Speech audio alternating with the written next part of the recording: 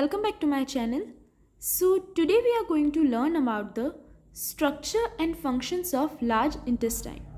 So friends, last video में हमने small intestine तक की पूरी हमारी एलिमेंट्री कैनाल को फिनिश कर लिया था and it is the last part, large intestine and then anus. ये दो ही पार्ट्स रह गए जिनके बारे में हमें स्टडी करना है, जो हम इस वीडियो में पढ़ेंगे. सो फ्रेंड्स, लार्ज इंटेस्टाइन जो होती है वो कैसी होती है? शॉर्टर होती है बट वाइडर होती है than the small intestine. Small intestine का आपको याद होगा कि हमने जो लेंथ पढ़ी थी वो कितनी पढ़ी थी? 6 मीटर लॉन्ग तक होती है. एंड जो लार्ज इंटेस्टाइन होती है वो 1.5 मीटर तक की ही होती है, बट वो कैसी होती है? वाइडर होती है. इट मीन्स ब्रॉड होती है. स्मॉल इंटेस्टाइन पतली होती है, नैरोअर होती है एंड लॉन्ग होती है. ये शॉर्ट होती है बट वाइडर होती है.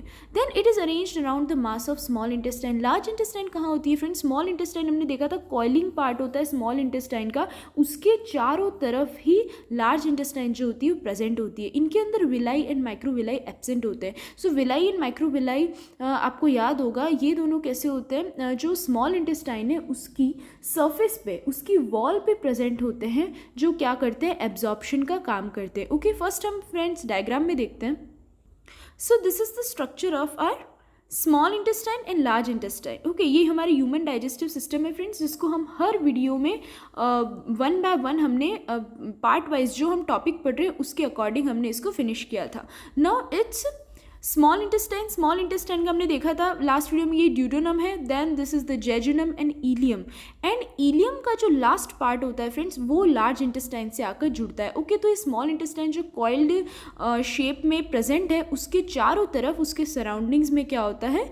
जो लार्ज इंटेस्टाइन जो होती है वो प्रेजेंट होती है. ओके, नाउ लार्ज इंटेस्टाइन को भी फ्रेंड्स हमने सेवरल पार्ट्स में डिवाइड किया है.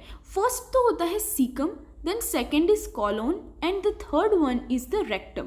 तो फर्स्ट सीकम कैसे होता है? एक स्मॉल ब्लाइंड सैक है, सैक लाइक स्ट्रक्चर होता है छोटा सा, जो कॉलोन से जुड़ रहा है at the colon's junction with the ileum. It means हम डायग्राम में देखते हैं. सो फ्रेंड्स, ये लार्ज इंटेस्टाइन का स्ट्रक्चर है जिसमें ये रहा, ये इलियम जो है, इलियम सीधे डायरेक्ट आकर के जुड़ती है या ज्वाइन होती है किससे? लार्ज इंटेस्टाइन से. तो फ्रेंड्स, ये जो सेक लाइक हमें स्ट्रक्चर दिख रहा है दैट इज कॉल्ड सीकम. ये सीकम जो होता है वो एक तरफ से तो स्मॉल इंटेस्टाइन से जुड़ा हुआ है, ज्वाइंड है, और ऊपर से कॉलोन जो नेक्स्ट पार्ट है लार्ज इंटेस्टाइन का, उससे ये क्या होता है? कनेक्टेड होता है या अटैच्ड होता है. नाउ जो इलियम और सीकम जहाँ पर ज्वाइन हो रहे होते हैं उस जंक्शन को या उस प्लेस को, साइट को हम क्या बोलते हैं फ्रेंड्स? इलियोसिकल जंक्शन बोलते हैं, जो इलियोकॉलिक वेल्व जहाँ पर प्रेजेंट होता है. नाउ क्या होता है कि जो जंक्शन होता है जहाँ पर इलियम और सीकम ज्वाइन हो रहे हैं उसे तो हम क्या बोलेंगे? इलियोसिकल जंक्शन बोलते हैं. वहाँ पर ही फ्रेंड्स एक इलियोकॉलिक वेल्व भी प्रेजेंट होता है, जो क्या करता है? मटेरियल को. नाउ सी, अब हम फूड नहीं कह सकते ना, फूड मटेरियल नहीं कहेंगे, क्योंकि फूड तब होता है फ्रेंड्स जहाँ पे जिसके अंदर न्यूट्रिएंट्स प्रेजेंट है और वो सारे ही न्यूट्रिएंट्स जो थे वो अब्जॉर्प्शन हो चुका है उसका स्मॉल इंटेस्टाइन में. तो एक्चुअली अब ये सिर्फ मटेरियल रह गया. इट मीन्स हम इसको वेस्ट मटेरियल भी बोल सकते हैं. ओके, सो वेस्ट मटेरियल इस वेल्व की वजह से, इलियोकॉलिक वेल्व के थ्रू ही जो वो मटेरियल होता है, फूड मटेरियल या सॉरी वेस्ट मटेरियल जो होता है वो स्मॉल इंटेस्टाइन से पास होता है. कहाँ पर? लार्ज इंटेस्टाइन में. देन जो सीकम होता है वहाँ पर एक short slender worm like projection होता है. इट मीन्स एक शॉर्ट और एक पतली सी, है ना, स्मॉल एंड शॉर्ट एक प्रोजेक्शन होता है, एक फ्रेंड स्ट्रक्चर प्रेजेंट होता है जिसको हम क्या बोलते हैं? वर्मी फॉर्म अपेंडिक्स बोलते हैं. ओके, और ये वर्ड आपने ऑब्वियसली बहुत अच्छे से सुन रखा होगा. अभी जस्ट हमने स्ट्रक्चर देखा था, इस टाइप का था स्ट्रक्चर. ये सीकम है and this is, it was क्या था? ये अपेंडिक्स था. ओके, सो अपेंडिक्स क्या होता है? तो एक 8 सेंटीमीटर लॉन्ग स्ट्रक्चर होता है जो एक्चुअल में जिसके अंदर क्या लिम्फोइड टिश्यू की वॉल प्रेजेंट होती है. इट मीन्स लिम्फोइड टिश्यूज़ की ही लाइनिंग होती है अंदर से. ओके, सो आपने ऑब्वियसली फ्रेंड्स इसके बारे में सुन रखा होगा, it is a vestigial organ. So vestigial organ आपको पता है हमारी बॉडी में कुछ ऐसे ऑर्गन्स है या स्ट्रक्चर्स प्रेजेंट है जिनका कोई भी यूज़ नहीं है. इट मीन्स अगर आज आप इसे अपनी बॉडी से निकाल लेते हो तो आपको कुछ भी इसका अफेक्ट नहीं होगा, या कोई भी इसमें से हमको कह सकते हैं हमको कोई भी डिफरेंस हमें नहीं दिखेगा, कोई भी असर नहीं होगा. एक तो फ्रेंड्स वेस्टिजियल ऑर्गन में अपेंडिक्स आती है. दूसरी ऑब्वियसली आपने सुना है सिलियरी मसल्स जो हमारी आंखों में होती है, आइज़ में होती है, वो भी वेस्टिजियल होती है, उसका भी कोई यूज़ नहीं होता है. तो अगर हम अपेंडिक्स की बात करें तो ये भी वेस्टिजियल ऑर्गन होता है और ये एक्चुअल में अब ऑब्वियसली बॉडी के अंदर प्रेजेंट है फ्रेंड्स, तो आज नहीं तो पहले कभी किसी टाइम पे इसका कोई ना कोई यूज़ ज़रूर होगा, तभी तो ये ह्यूमन बॉडी में प्रेजेंट होती है ना। Primates and non primates, obviously आपको पता है जितनी भी मंकी फैमिली होती है उसको हम प्राइमेट्स में लेते हो, जितने भी काउ, बफेलो, गॉट, डॉग, ये सब है, ये नॉन प्राइमेट्स में आते हैं। ओके, तो अभी तो हम होमो सेपियंस हैं, ऑब्वियसली ह्यूमंस।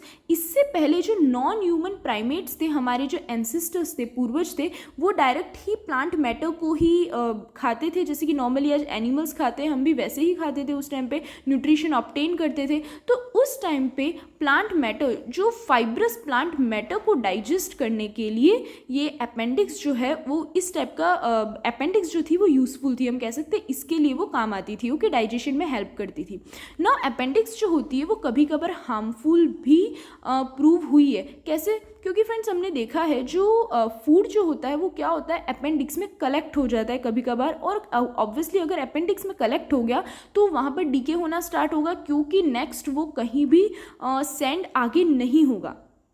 ये स्ट्रक्चर है हमारा अपेंडिक्स का फ्रेंड्स, ये सीकम है और ये प्रोजेक्शन जो है इसी को ही हम अपेंडिक्स बोलते हैं। अगर इधर अगर फूड कलेक्ट हो गया तो ये आगे तो पास आउट होगा ही नहीं, और यहाँ पर ही क्या करेगा, वो डीके होना स्टार्ट कर देगा। अब ऑब्वियसली हमारी बॉडी के अंदर भी बहुत सारे बैक्टीरिया प्रेजेंट होते हैं, और वो बैक्टीरिया जो है वो इस पर अटैक करेंगे और क्या करेंगे, उसको डीके करके इन्फ्लेमेशन टाइप प्रॉब्लम्स हमें फेस करनी पड़ेगी फ्रेंड्स। लाइक इंटेस्टाइन में इंटेस्टिनल वर्म्स होते हैं जो क्या करेंगे, वहाँ पर सेटल हो जाएंगे अपेंडिक्स में और इन्फ्लेमेशन को कॉज करते हैं। इट मीन्स उसकी वजह से हमें जलन, इन्फ्लेमेशन होगी, और इस प्रॉब्लम जो, इस कंडीशन को हम क्या बोलते हैं, अपेंडिसाइटिस बोलते हैं। अब ऐसे केसेस में क्या होता है फ्रेंड्स कि ये जो इन्फेक्शन जो हमें हो गया है वो इन्फेक्शन पूरी एब्डोमिनल कैविटी में दूसरे डाइजेस्टिव पार्ट्स को इन्फेक्ट नहीं करे, इसलिए डॉक्टर क्या कहते हैं, डॉक्टर इसको रिमूव कर देते हैं। तो आपने नॉर्मली बहुत बार सुना होगा कि अपेंडिक्स का ऑपरेशन करवाया। एक्चुअल में अपेंडिक्स का ऑपरेशन मीन्स अपेंडिक्स को वो रिमूव करते हैं, निकाल देते हैं बॉडी से, और उसको हम क्या बोलते हैं, अपेंडिक्टॉमी कहते हैं। ओके,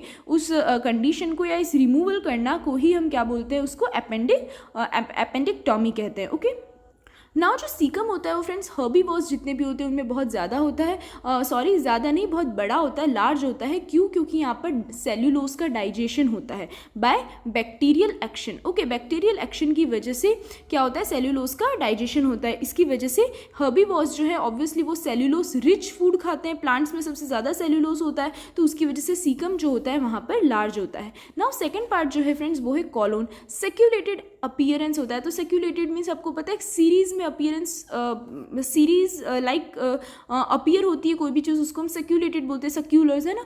तो सेक्यूलेटेड अपीयरेंस होता है इसका, किसकी वजह से, सीरीज ऑफ कंस्ट्रक्शंस की वजह से। तो ऑब्वियसली अभी हमने डायग्राम देखा था, जो कॉलोन है उसको हमने 4 रीजन्स में डिवाइड किया। एक तो होता है ascending colon, then transverse colon, then descending colon, and the fourth one is sigmoid, या जिसको हम पेल्विक कॉलोन भी कहते हैं। Like friends this is the diagram. ये जो होता है फर्स्ट पार्ट सीकम हो गया, देन सेकंड पार्ट जो हमारा कॉलोन है उसमें जो स्टार्टिंग वाला, इसको हम क्या बोलते हैं, असेंडिंग कॉलोन बोलते हैं। Okay, then this is the transverse colon, ये जो है वो डिसेंडिंग कॉलोन है क्योंकि नीचे की तरफ आ रहा है। और सबसे लास्ट जो पार्ट होता है जो सीधे नेक्स्ट पार्ट रेक्टम से जुड़ रहा है, उसे हम क्या बोलते हैं, सिग्मॉइड या पेल्विक कॉलोन बोलते हैं। ओके, तो ऑब्वियसली असेंडिंग कॉलोन क्या करेगा फ्रेंड्स, वो ऊपर की तरफ अपवर्ड साइड में पास होता है and right side of the abdominal cavity, abdominal cavity के राइट साइड में ऊपर की तरफ जब जाता है उसको हम क्या बोलते हैं, असेंडिंग कॉलोन बोलते हैं। देन ट्रांसवर्स कॉलोन क्या होता है, अभी हमने देखा स्ट्रक्चर में जो कहाँ ट्रांसवर्स की तरफ जा रहा है, असेंडिंग कॉलोन ये था जो ऊपर की तरफ आया, then this is transverse colon है ना, जो क्या कर रहा है, लेफ्ट की तरफ बेंड हो गया है एब्डोमिनल कैविटी में। देन डिसेंडिंग कॉलोन जो ये नेक्स्ट नीचे की तरफ आएगा उसे हम क्या बोलते हैं, डिसेंडिंग कॉलोन बोलते हैं। और जब से लास्ट वाला जो होता है वो सिग्मॉइड कॉलोन होता है जो नेक्स्ट जाकर के रेक्टम से जुड़ता है। ओके, नाउ नेक्स्ट जो बेंड्स होते हैं friends, it means ascending colon किससे, ट्रांसवर्स से जुड़ रहा है, तो वो जो बेंडिंग होती है उस बेंडिंग को हम क्या बोलते हैं, राइट कॉलिक फ्लेक्सर बोलते हैं, या फिर इसको हिपैटिक फ्लेक्सर भी बोलते हैं। और जो ट्रांसवर्स कॉलोन है और वो डिसेंडिंग कॉलोन की तरफ जुड़ रहा है उसे हम क्या बोलते हैं, उस बेंडिंग को हम बोलते हैं लेफ्ट कॉलिक फ्लेक्सर।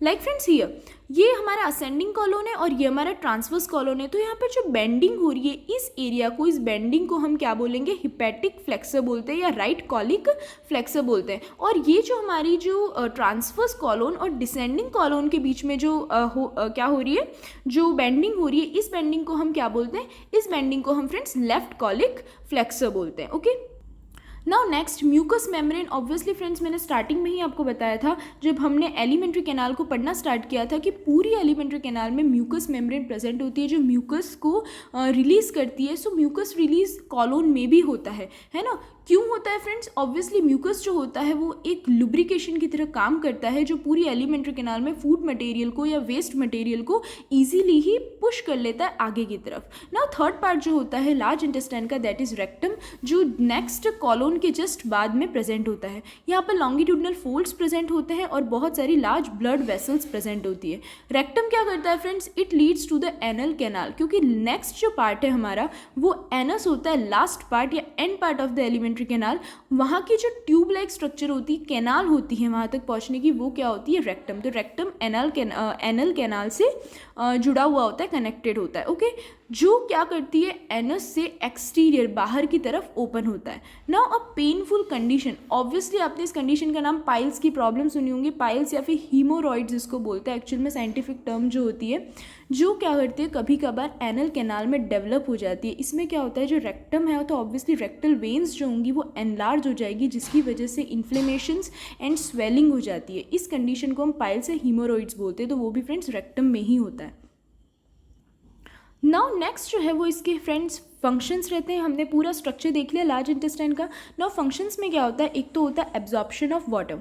एब्जॉर्प्शन मैंने जैसे कि आपको लास्ट वीडियो में बताया था, लार्ज इंटेस्टाइन में एब्जॉर्प्शन होता है केवल वाटर और मिनरल्स का। ओके, तो वाटर एंड मिनरल्स के एब्जॉर्प्शन का भी ये फंक्शन करता है। देन फॉर्मेशन करता है temporary storage and elimination of faeces. Stool formation का काम कौन करता है फ्रेंड्स? वो लार्ज इंटेस्टाइन ही करती है। टेम्पररी स्टोरेज स्टोर करके रखता है फीसेस को, है ना, और एलिमिनेशन में भी हेल्प करता है। देन प्रोडक्शन होता है म्यूकस का for the lubrication of mucosa. अभी मैंने बताया म्यूकस मेम्ब्रेन होती है, तो म्यूकोसा ऑब्वियसली इनर वॉल है, इनर लाइनिंग होती है सबसे अंदर वाली। ओके, तो वहाँ पर म्यूकस के प्रोडक्शन का काम भी कौन करता है? लार्ज इंटेस्टाइन ही करता है। क्यों? क्योंकि उस पर म्यूकस मेम्ब्रेन प्रेजेंट होती है। देन फ्रेंड्स ये डाइजेशन, एब्जॉर्प्शन एंड एक्सक्रीशन में भी हेल्प करता है। ये एक्चुअल में मैंने कट इसलिए किया है क्योंकि फ्रेंड्स जो ह्यूमंस होते हैं उनमें डाइजेशन नहीं होता है। हमने कंप्लीट डाइजेशन पढ़ लिया था स्मॉल इंटेस्टाइन में, बट अभी हमने देखा था जो हर्बीवोर्स होते हैं उनमें तो सेल्यूलोज का जो डाइजेशन होता है वो सीकम में ही होता है। इट मीन्स एनिमल्स में तो डाइजेशन होगा, कहाँ पे?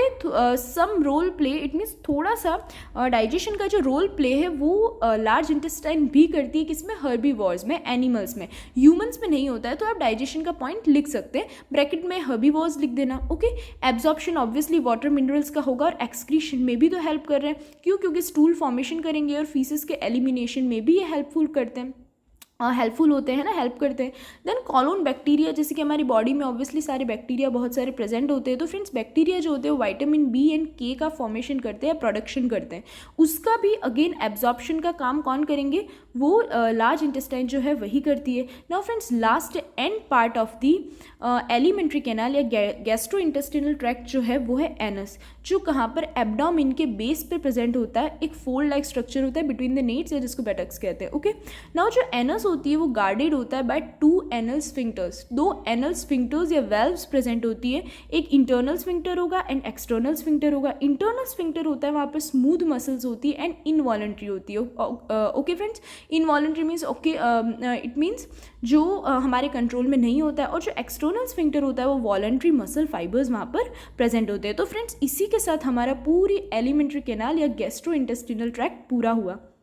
एक बार डायग्राम में भी देख लेते हैं हमने रेक्टम तक देख लिया था, सिग्मॉइड कॉलोन हो गया, लार्ज इंटेस्टाइन थी, ये जो पार्ट होता है friends that is rectum. Then anal canal होती है, दिस इज, एंड सबसे लास्ट पार्ट जो होता है that is called anus. Okay, तो फ्रेंड्स ये पूरा होल ह्यूमन डाइजेस्टिव सिस्टम की जो एलिमेंट्री कैनाल थी वो पूरी ही हमने पिछली कुछ वीडियोज़ में फिनिश कर ली। Okay, so friends, if you find any doubt related to this topic, then you can ask me in the comment box. Okay, and if you like this video, then please do share and subscribe the channel. Thank you.